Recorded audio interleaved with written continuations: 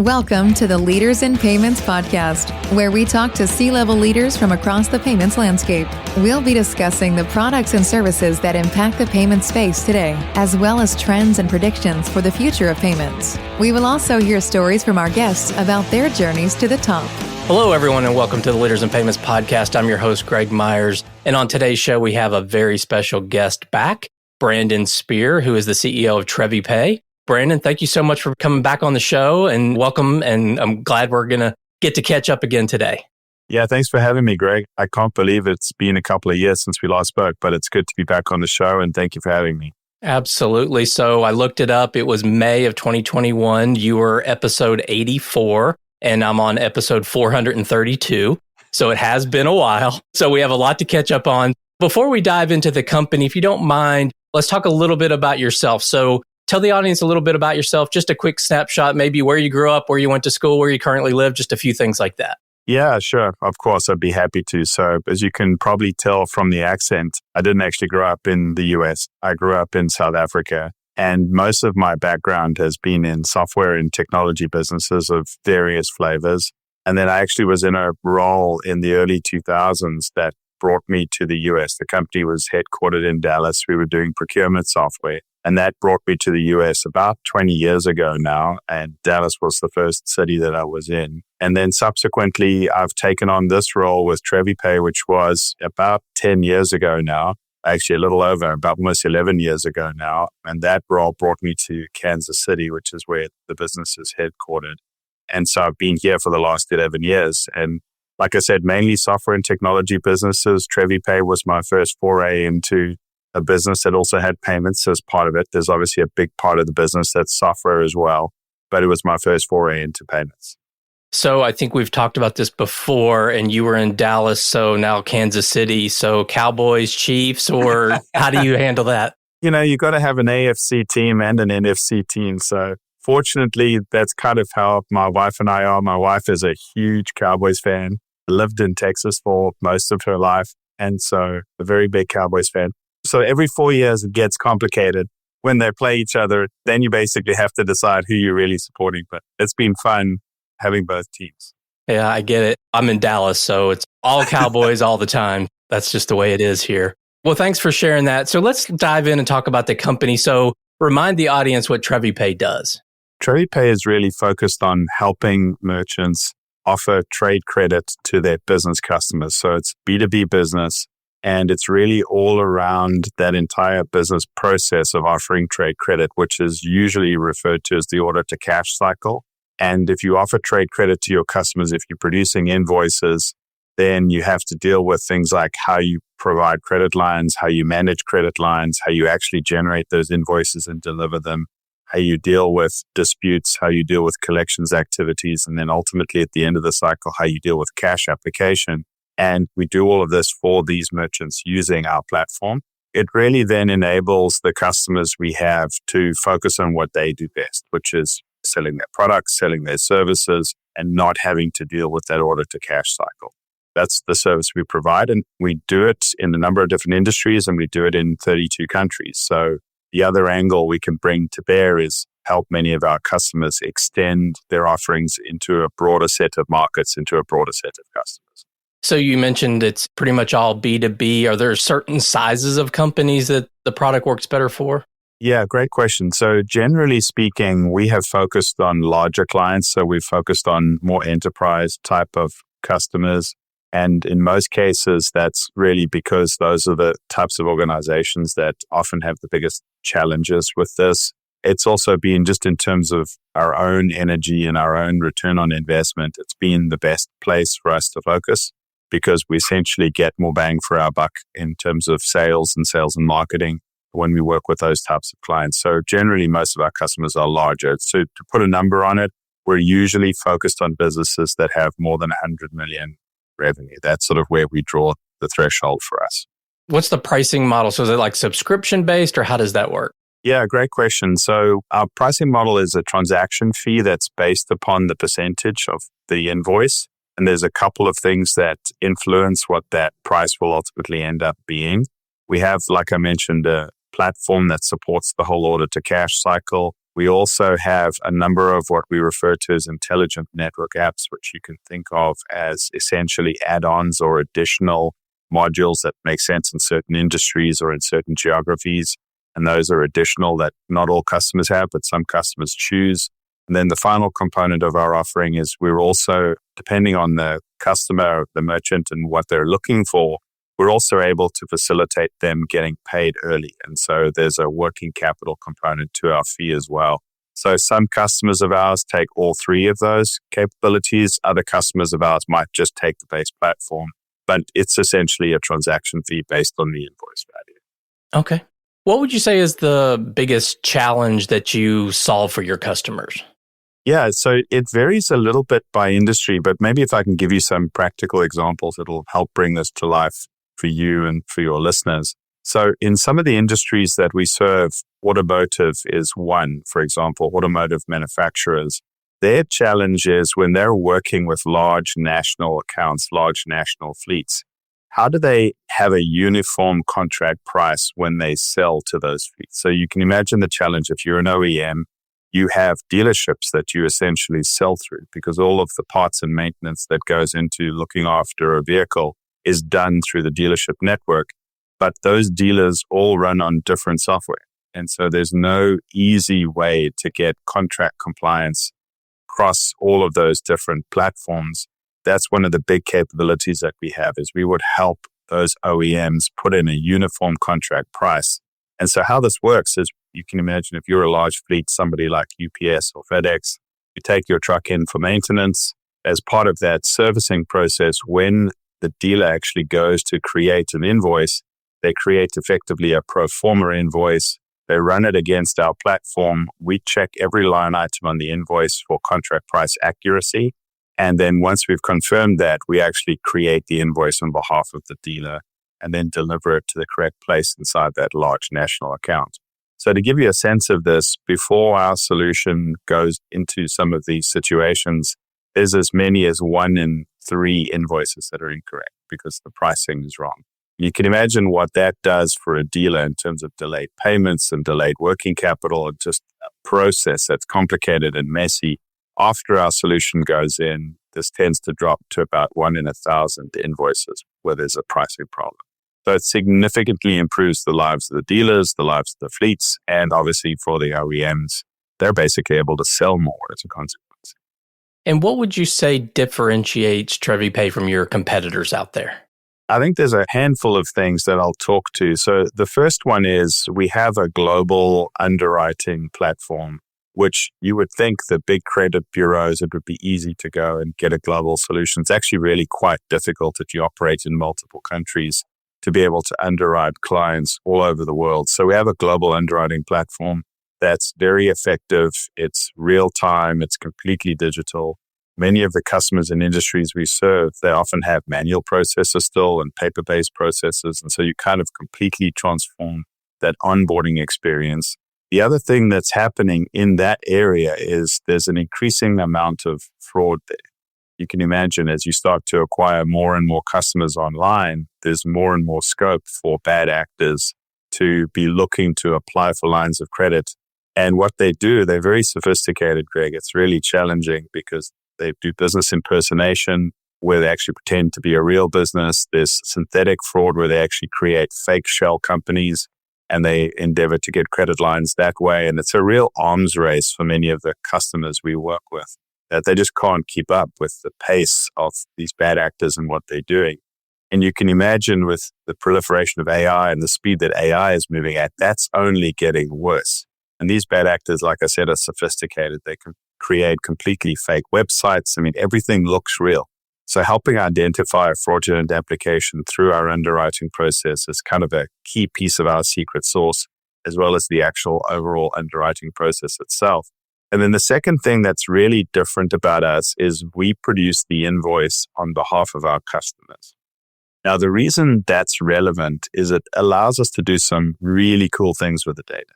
For example, I'd mentioned that situation with an OEM that's got national contract pricing.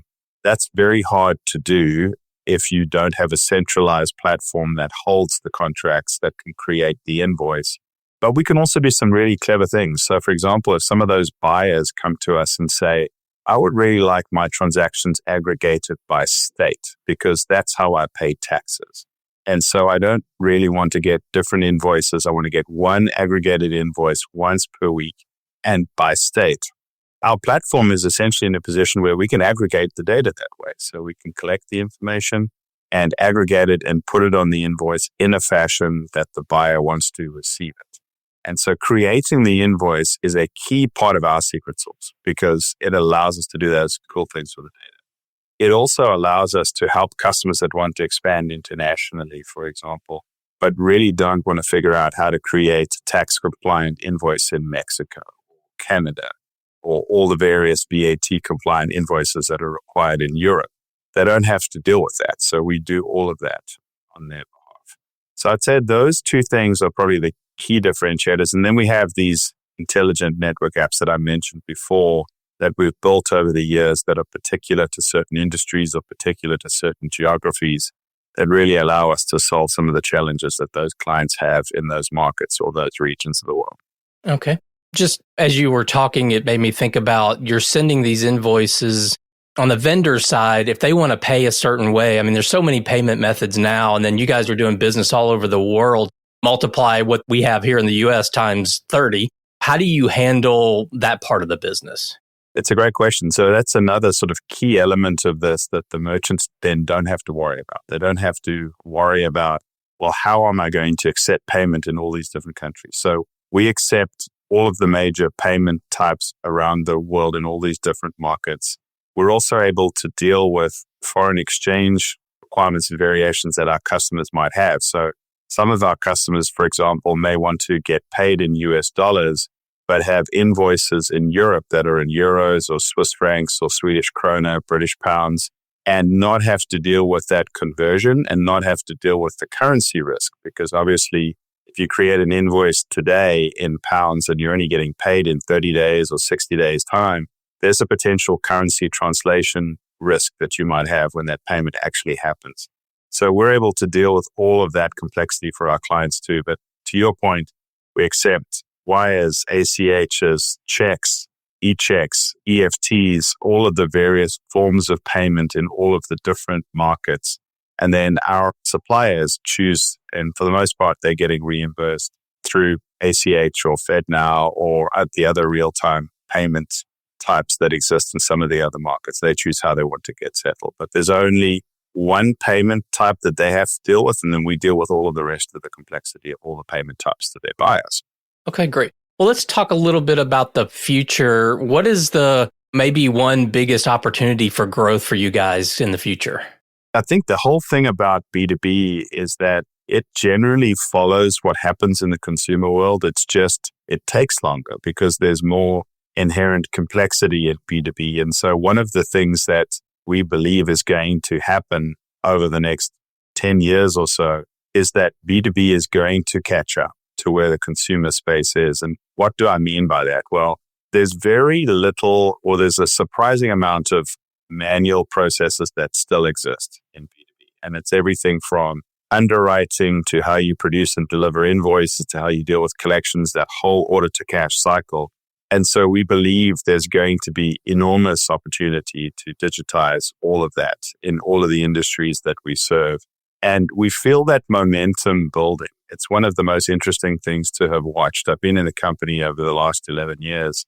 And for a long time, we were talking about what we did, and you would talk to a prospective customer, and they had no idea that a business like us even existed or that we could do the things that we do. And that's starting to change. It feels like there's a shift occurring where more and more companies are actually asking this question, like, why do I do this receivables process myself? Why do I have to manage it myself? It's not necessarily a core business competence. Part of the catalyst for this, by the way, was during the pandemic, it really highlighted manual processes because when people weren't in the office, a whole bunch of those swivel chair processes broke. I think the second thing that's been really interesting is that with rates increasing, having had essentially free money for so many years, there really wasn't as much of a focus on, well, how efficient is my back office around receivables? What sort of job am I doing in collecting invoices on time? And that is, again, kind of completely pivoted as rates rose. More and more companies got stretched and their working capital became expensive. And so they needed to do a better job managing it. We're tremendously excited about the opportunity. We think B2B is on the cusp of really automating the accounts receivable processes, and we're well placed, obviously, to be a part of that. Well, what does success look like for you guys in maybe the next 3 to 5 years? We feel like to some extent we're just getting started, Greg, because like I mentioned, we've had all of this initial kind of inertia to overcome in the B2B space. But for us, we think, and we actually commissioned one of the big 4 management consulting firms to do a market study for us. And when they looked at the markets we serve and the propensity for those markets to work with partners like us and so on, we believe just in the spaces that we're in, that there's a $20 billion revenue opportunity that's going to come to market in the next 5 to 7 years. And so we are doing everything we can to get as much of a share of that as possible. That's the revenue opportunity. So it's not like the size of the market or anything else. That's actually the revenue that could be produced there. We couldn't be more excited. Think that it's on the verge of really breaking out and being a significant part of the overall payments landscape. I used to work for a CEO and he talked about our businesses kind of, we built the best blender in the industry. Now we just have to put more fruit in the top of it to make it. Sounds like that's sort of where you guys are. It's not about, hey, we got to go create a whole bunch of new stuff. There's just plenty of market out there available. That's exactly it. In marketing terms, I feel like we're in the process of crossing the chasm here. If you think about the various stages of market evolution, we've got great proof points with countless early adopters in a whole range of different markets. And we're only really now starting to penetrate the next stage of the adoption curve, which they're not the early adopters, they're the mainstream market. And that's where obviously most of the volume is and where the really big prize is. And so we feel like we're in the process of crossing that chasm and becoming a little more well-known. You might have seen we did a big announcement yesterday. We're partnering with Walmart to deliver their whole B2B solution to their clients. When you get endorsements from companies like that, the biggest company in the world saying TreviPay is a good partner for us for B2B, that's the sort of thing that's A, inspiring, and B, we believe endorses the solutions that we have that we think a whole range of customers can benefit from. Congratulations on that. That's got to be a big win for you. Oh, yeah. So when you step back and look at the payments industry kind of as a whole, what do you think are the trends that are reshaping payments? I think there's a couple of them, obviously, and they're super topical, So on the one hand, you've got the evolution of all the real-time payment infrastructure. The US has obviously been a little bit behind Europe in that regard, but, FedNow is really accelerating, and I think that is going to become the future of how most people do payments. There's also the overlay of what role do stablecoins play here, and it's kind of an interesting blend between government-backed cryptocurrencies and private-based currencies. I think it's going to create a whole bunch more efficiency in international currency transfers. I think that those businesses are going to be significantly transformed over the next several years. We spoke a little bit about it, but I think AI is going to be transformative here. It's going to be transformative in a lot of back office areas. We're definitely seeing it in our teams and how we're deploying it for our customers. But I also think that it's going to accelerate what I was talking about around fraud and some of the bad actors. And that the speed with which you can stand up a fake website or you can pretend to be a real business, all of those things are just going to go so much faster. And it does feel like there's going to be a bit of an arms race there. How do you keep up with preventing or being careful as you onboard new customers? And I think that's going to make its way into payments ultimately, is just being very aware of these bad actors and what they can do. So I think between stablecoins, real-time payments, and AI and its role in fraud, those are pretty significant trends that we're watching very, very closely. Yeah, on the stable coins, are you kind of viewing stable coins, and I hear this a lot from banks, is they kind of view stable coins as just another method of payment. I mean, is that kind of how you view it, or is it deeper than that? I think ultimately that is what it will become. I think what's transformative about it is that it's going to operate at an entirely different cost level. So that's a part of it. And then I think the second part of it is you're going to be in a position where you can leverage some of the other cool things that blockchains can do around smart contracts. And if you think about some of the processes that exist in B2B where you have to sign a proof of delivery to make certain that something was actually delivered, you can imagine how those processes start to get digitized. If you're selling something to someone overseas and your payment is going to be premised on when it's delivered, when that signature happens, it could happen digitally, and then the funds are released immediately. Like there isn't a process of saying, please send me the money. The money is essentially almost like in an escrow, waiting for the right triggers from the smart contract. So I think it's going to be transformative in that regard, because if you think about our payment infrastructure today, it's really just about moving the money with a little bit of data on the side. I think the payment infrastructure in the future, you're not only going to have the ability to move the money, but you're going to be able to do a lot more with data and leverage things like smart contracts and other triggers that can basically determine when the funds flows occur. Yeah, and then it seems like around AI, obviously it's a buzz and everybody's talking about it, but it seems to be the fraud application I hear about all the time in payments. I think that's a real use case. But the other area that I hear about a lot is anything that has a lot of data, and you're dealing with tons of data, that AI is really going to be transformative.